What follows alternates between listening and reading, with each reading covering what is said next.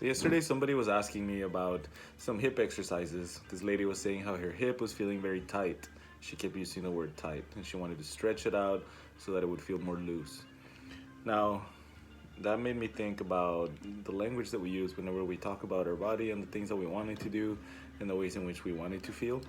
I'm not a big fan of the word loose because it doesn't really give us any value, right? It doesn't really give us any real feedback of what our arm or our shoulder or our hip or whatever is supposed to feel like, or how it's supposed to interact with the rest of our body. For example, I'll use the shoulder here so you can see better, but if my shoulder's feeling tight, having a lot of shoulder tightness here, that's another word that we just use a lot, but if I'm having some issues here, the last thing I want to do is to just sit there and stretch it out and just pull on it and do all kinds of passive stretches, so that I make it feel loose, right? To loosen it up. Loosening it up, what does that do? You know, it just, if it loosens it up, it's just gonna be sitting there. At least to me, this is what it sounds like. It just sounds like it's just kind of there, not really doing much, just kind of hanging around. That doesn't provide any real value or any real, it doesn't give you any tools to work with. So instead, I think of three things that we can work for when we try to take care of a problem area. Number one, we want to bring awareness to the area.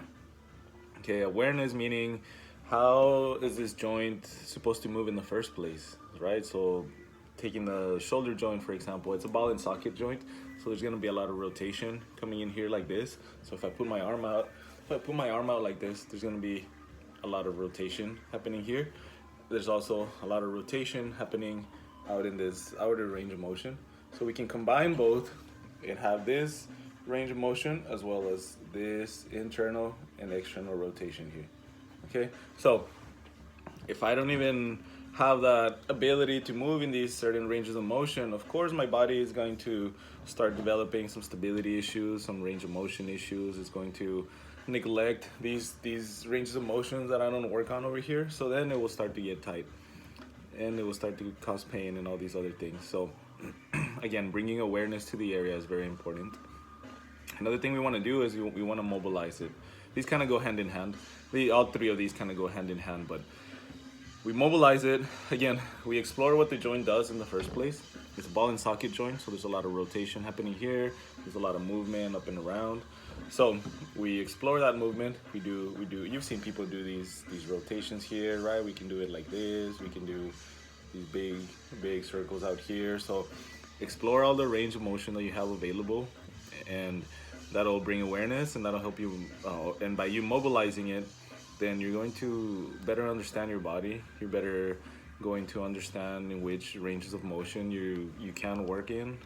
Which, if for example, if I'm up here and I have trouble getting my arm up overhead, I shouldn't be loading too much overhead because it's just going to cause more issues on my shoulder. So bring awareness, mobilize it, and then not only do you mobilize it, but you learn to control those areas that you mobilize in the first place. So again, coming back to this overhead position, if this is something where I'm weak at, then I'm going to work on these rotations up here. I'm going to work on my end range of motion, overhead mobility, stuff like that.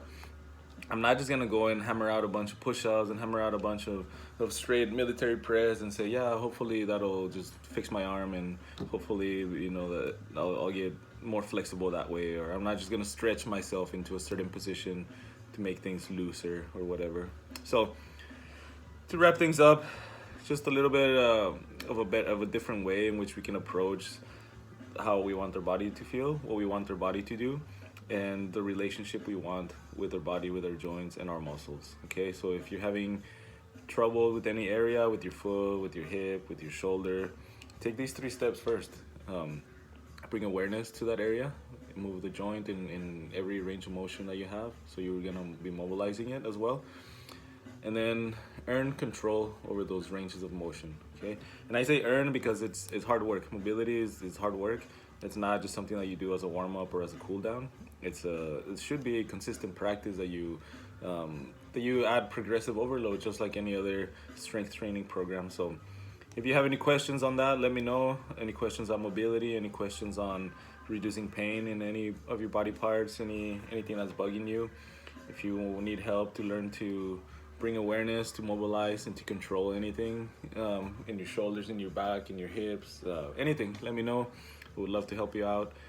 And we can just kind of go through the process and figure out what's holding you back, what's bugging you, and then just get you healthier from there. So thanks for watching. Let me know. Click like and subscribe. Share it. Hopefully sharing stuff that provides a little bit of value, maybe a different perspective on training and how you approach these things. So let's keep the knowledge flowing, and thank you for watching again.